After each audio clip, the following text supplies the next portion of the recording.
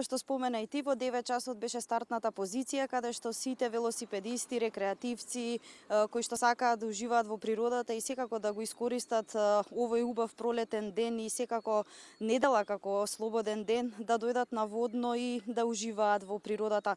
Па по тој повод и Прв до врв организира настан, кој што овој пат е од рекреативен карактер, што значи немаме надпреварувачи, кој е под мотото Добре дојде пролет. Токму на оваа тема ќе поразговараме со мојот соговорник Александар Георгиевски, организатор на Прв до врв. Александар, добар ден за тебе. Дојде со велосипед, колку време ти беше потребно да стигнеш до Средноводно? Добре, јас до Средноводно доаѓам за 20 на минути, меѓутоа тоа не е најважно. Ние правиме иницијативи секој месец по одреден повод. Денес тоа е денот на пролетта, кој што се случи неделава зад нас, да се собереме што повеќе луѓе, да поканиме што повеќе рекреативци да се качиме заедно на водно. Некако Прв до врв стана синоним за искачување на водно и уживање во спортот, уживање во природата.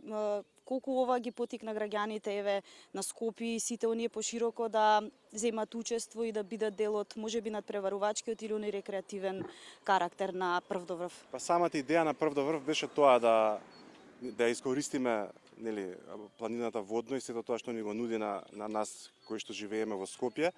И таа симбиоза од убавото име, кое што сите го прифатија и водно, кое што сите очигледно многу го сакаат, им е потребно, направи да бидат овие настани кои што ние ги организираме доста масовни, доста атрактивни и да гледаме се повеќе луѓе од година во година на Прв до врв.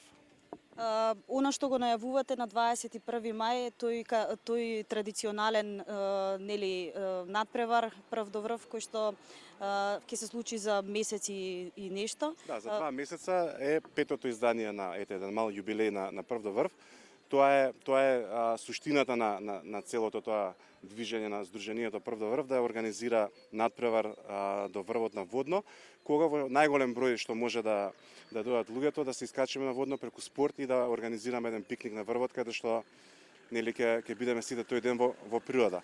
5 години зад нас, секоја година е се подобра и подобра, се повеќе и повеќе луѓе учествуваат на Прв до врв и веќе, како што кажавте самите вие на почетокот, стана синоним воопшто за освојување на врвови, а посебно за одење на водно.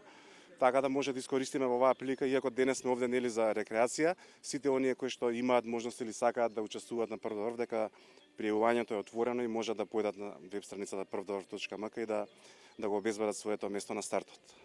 Ти благодарам за гостувањето во телевизија Ново и што испративме апел до гледачите да секако да го искористат ова убаво сончево време и да го посетат водно, а тебе ќе те оставиме да продолжиш турата до врвот водно.